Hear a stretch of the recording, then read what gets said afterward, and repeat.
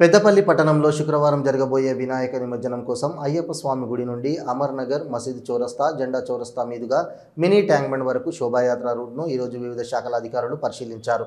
ఈ సందర్భంగా రోడ్డుకు ఇరువైపులా ఉన్న చెట్లు, ఎలక్ట్రిసిటీ, జియో ఫైబర్, డిష్ వైర్లను గుర్తించి సంబంధిత శాఖలు తొలగించాలంటూ ఆదేశాలు జారీ చేశారు.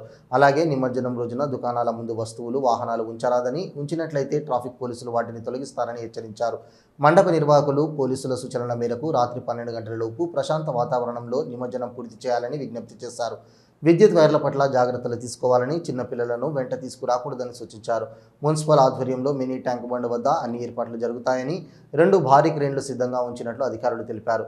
ప్రజలు మున్సిపల్ పోలీసులకు సహకరించాలని కోరారు. ఈ కార్యక్రమంలో municipal commissioner Akula Venkatesh, RDO Gangaiah, ACP Gajikrishna, CI Praveen Kumar, traffic CI Anil Kumar, electricity DE Tirupati, town planning అధికారులు నరేష్, వినయ్తో పాటు మున్సిపల్, పోలీస్, విద్యుత్ సిబ్బంది పాల్గొన్నారు.